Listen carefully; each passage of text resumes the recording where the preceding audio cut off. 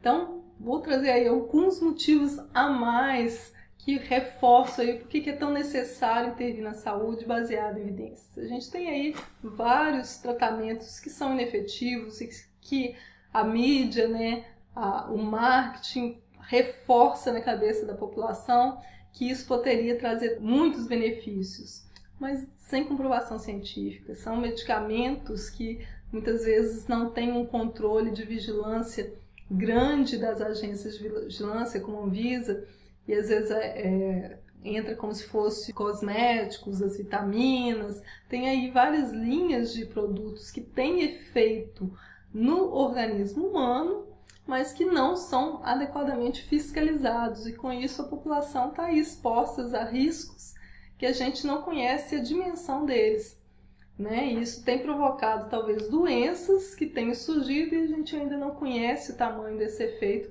desses produtos, digamos assim, né? E fora um consumismo crescente de várias substâncias, né? A nível de academia a gente vê o pessoal utilizando os kits detonadores de gordura, né? Ou substâncias para ganhar massa muscular, e a gente já observa que há um efeito danoso dependendo da quantidade desse tipo de substância, dependendo das interações dessas substâncias, mas a gente ainda não demonstrou o tamanho desse efeito danoso ou do efeito benéfico que se fala tanto, né? Então a gente tem que utilizar isso tudo com muita cautela, ou de preferência nem utilizar sem antes haja uma demonstração de efetividade e segurança dessas intervenções, né? Porque elas têm impacto na saúde da população. Bem, em um estudo com vários médicos foi demonstrado que o uso excessivo de cuidados em saúde podem ser inapropriados, né? Eles mesmos relataram que 20% dos cuidados médicos gerais não eram necessários, considerando aí que 1/4 dos testes diagnósticos, 1/5 das prescrições e 1/10 dos procedimentos poderiam não ter que acontecer, né? Que muitas vezes há uma prescrição desse tipo de intervenção, talvez considerando aí uma medicina defensiva, né? O medo de receber aí um processo por negligência, e aí muitos médicos acabam superestimando aí o quanto os pacientes realmente desejariam uma intervenção. Eles acreditam talvez que os pacientes procuram uma assistência à saúde e que se ele sair de uma consulta sem algum papel que fale que ele precisa de fazer um exame ou fazer uso de algum medicamento ou procedimento, que ele tende até a piorar, né, ou que ele está sendo negligente, e com isso o paciente acaba acreditando erroneamente que ele realmente precisa daquele cuidado. Só que isso não é sempre, isso não é uma verdade.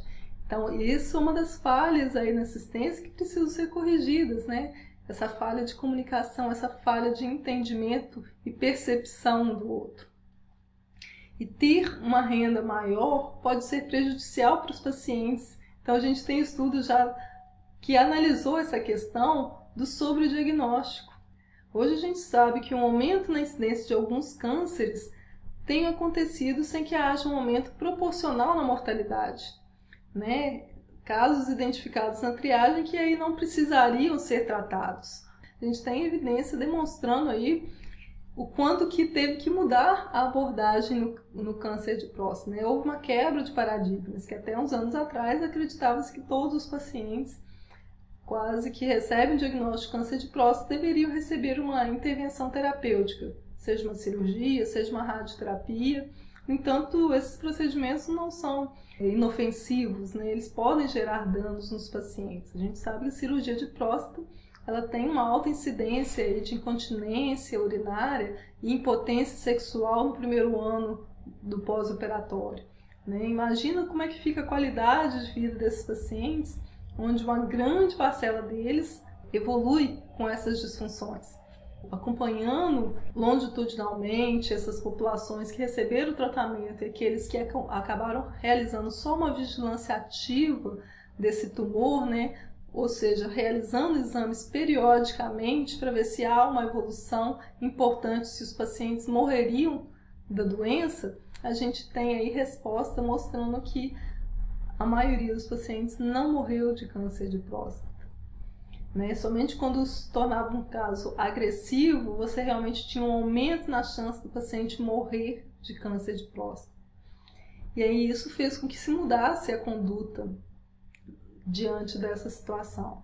Né? Hoje em dia, a prática orientada pela literatura, né, pelas evidências de melhor qualidade, indicam que no caso do câncer de próstata, deveria se fazer vigilância ativa, né, o acompanhamento. Se esse câncer em algum momento tiver características de maior agressividade, aí sim deveria se oferecer uma intervenção, ainda que com risco de gerar alguma sequela, você traria o benefício aí de reduzir o risco de morrer pela doença. Né? E é assim que deve ser o sistema de saúde. Né? Ninguém busca um sistema de saúde que vai intervir no seu organismo e gerar danos e sem trazer o maior benefício quando a gente está falando aí de uma doença que pode provocar morte. Né? Quando a gente pensa em tratar um câncer, a maioria, né, eu acho que 100% dos pacientes vão estar pensando em estar eliminando a doença e viver sem ela. Né? E fora toda a questão aí dos custos que é isso para a saúde, desse excesso de cuidados que são desnecessários. Lá nos Estados Unidos já se identificou que cerca de 210 bilhões são gastos anualmente com serviços desnecessários em saúde. Será que aqui no Brasil é diferente? Então o impacto disso, tanto nas questões clínicas como na questão econômica, é enorme. Né? De estar fazendo intervenções em saúde sem um adequado respaldo em evidências científicas.